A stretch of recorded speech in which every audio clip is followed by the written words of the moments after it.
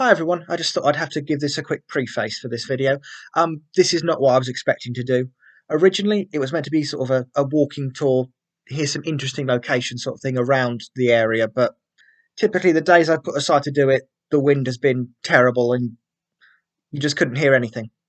Wind, rain, you name it. Perfect every other day except the days I could record, so I'm going to have to make it as my normal presentations, but they'll have the video over it and they'll have pictures of the locations. I hope that's okay, and I hope it doesn't detract too much from your enjoyment. I'm going to think on how to do this for some other places I've got in mind, and I'll work on those going forward. So without further ado, I introduce the presentation, History Around Pakefield. How long people have been living around here is an interesting question.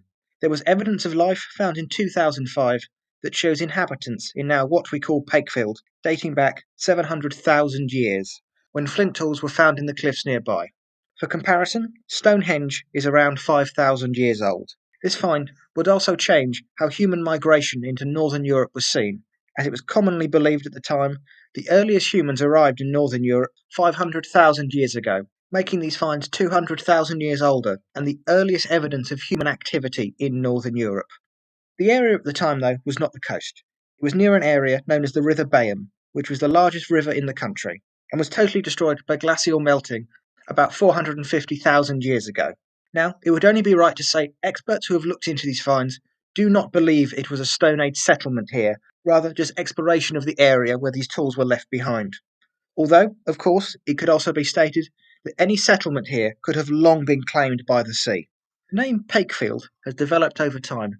The area is recorded in the Domesday Book in 1086 as Pakefella, coming from an old pagan settlement, either called Paga or possibly Packer's Field, most likely named after a local landowner. At the time of the Domesday Book, it had a population of 17 households, and part of the taxes the village had to pay to the king each year was 600 herrings. I have covered it in depth in a former presentation, which is now linked on screen if you wish to see. But one of the more interesting named roads in the village is Bloodmoor Road, which leads up to Bloodmoor Hill. In local legend, this was the site of a huge battle. Sometimes it's between the locals and the Romans, other times between locals and Vikings, with countless killed on both sides, and the ground irrigated with blood. But investigations done here have provided exactly zero evidence of any battle of any kind or size. So, it is a nice story, but little more than that. Although evidence of a settlement was found, which, if you watch the presentation, I go into in more detail. The road in front of us here leads up towards the town of Lowestoft, and if you ever go this way, you will quickly realise that this road is a dead straight line, right up until you meet the bridge near the harbour. This may seem odd until you realise that, like a lot of places, Pakefield used to have its own tram line that connected it with Lowestoft from 1903 to 1931, when it was abandoned and dismantled due to this form of transport rapidly becoming obsolete with the growing number of cars on the road, leaving no trace of its existence except the road layout and the pub that sits here now called the Tramway. On screen now is a picture of while the tram lines were still in operation. This is just a quick one as we pass through. This is Florence Road, which is the home to the village's resident ghost, which goes by the name of Mad Mary, who's meant to walk these streets every night at 9 on her way down to the coast, where she stands to look for her husband who was lost at sea as a fisherman years ago. Think of that one what you will. Another quick one here. This whole house was moved from close to the cliffs back to this location to save it from the sea, and there is now a memorial plaque above the door that tells of this fact. This is the Trowel and Hammer, that holds the title of the oldest pub, both in the village and in the Lowestoft area. It was built in the 1500s and is a great little pub that is dog friendly, so if you're in the area, I recommend coming here. If you are not a fan of dogs, don't worry, there is about 5 other pubs in the village to choose from. Right here is a good place to cover this bit of info. As you can see, the shingle beach curves into the cliffs around here, and the sea itself is much further out compared to the rest of the coastline. This is not a natural thing. The sea did once come right up to these cliffs as you see elsewhere, and still would to this day, if it wasn't for work done further along the coast near Great Yarmouth, building coastal defences around the harbour in the 1950s that caused a shift in the tide that led to what you see today. And with coastal erosion being what it is further down the beach, it's a good thing this happened. I can't imagine the church would still be here if it was. And speaking of the church, we will be heading there shortly. But I wanted to stop here and show you this view for no reason other than it is my favourite one in the village. I don't have much information on this, and it's not very old, I believe, but it's worth pointing out as it's interesting and a rather strange thing to find in Suffolk. Here on the beach, just below the church, is a cairn, a man-made pile of stones. They're something that began in Gaelic Scotland, and were used to note landmarks and points of interest to travellers. Now, I'm not sure if this one is meant to be marking anything, but it is said it is lucky to add a stone to the pile, and as I'm pushing towards 100 subscribers and in the midst of looking for a new job, I can use all the luck I could get. As promised, we now move on to the church. This is the only church I have ever seen with a thatched roof, rather than the traditional lead. They were rethatching it a couple of years ago, and I wish I'd taken some pictures at the time, as it was really interesting to see this almost lost art form being done. The most interesting thing about this church is that it technically was two churches, with their own priests and congregations. But this came to an end during the rule of Oliver Cromwell, when most of the church's splendour was destroyed under his orders. But the double congregations would carry on in some form until the 18th century, hence the name of this church, which is All Saints and St Margaret's, and its two naves. One that serves the parish that Pakefield is in today, and the other serving a parish to the east that is now long lost to the North Sea. A rather common thing taking place around this area, with some 400 homes lost to the North Sea since the early 20th century alone. On a night in April 1941, the Lowestoft area suffered a serious bombing raid. The church at the time had the only surviving intact Lenten pulley system in England, but it was sadly destroyed when the church took a direct hit from an incendiary bomb and was gutted by fire. Due to the damage, the local diocese originally wanted to abandon the church and leave it as a ruin, but thankfully this did not happen, and it was rebuilt and restored and is still in use to this day. The Second World War changed the area a lot, as it did in many places, and further along the coast there are still coastal defences intact in some form that we will go and have a look at one day, possibly in better weather in the summer.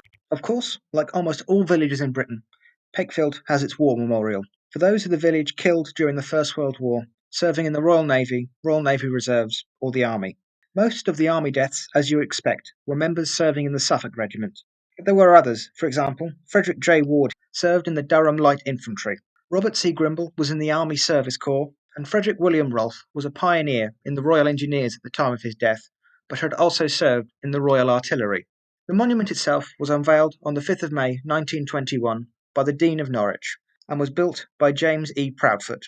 Why the design of a Celtic cross was chosen for around here is a bit of a mystery to me personally, but I will look into that one more. From one thing every village has, to something that not many do, a stocks and whipping post. These are not the original ones that would have been in place in the village. They were donated to the church in 1951.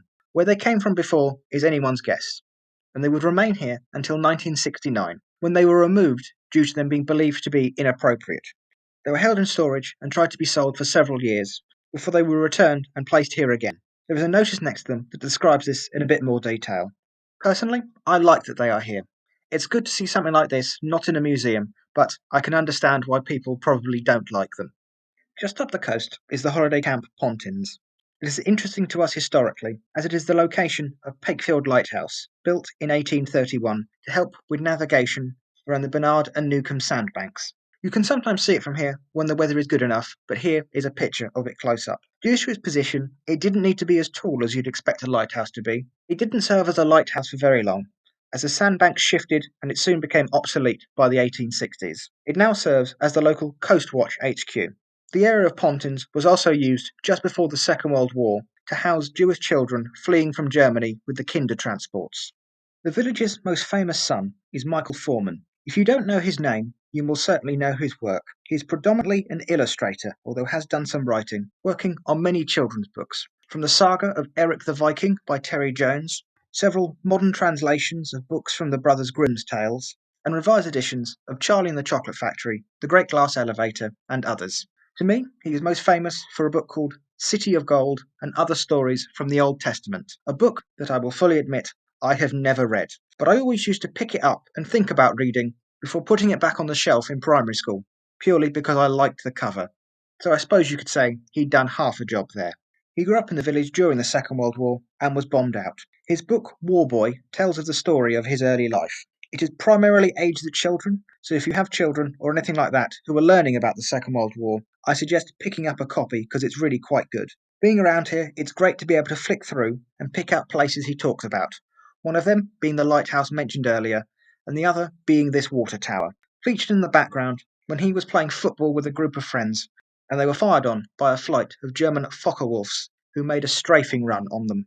The Warboy book in the area has also led to this, the Warboy Walk, which takes you around certain areas mentioned in the book. I plan to do a video at some point doing the route of the walk and possibly with the book to try and find where these locations are, but I'm having trouble locating all of the signs. They are scattered around the village and unnumbered, but I believe some joker somewhere along the line has removed a couple of them because I get completely turned around each time.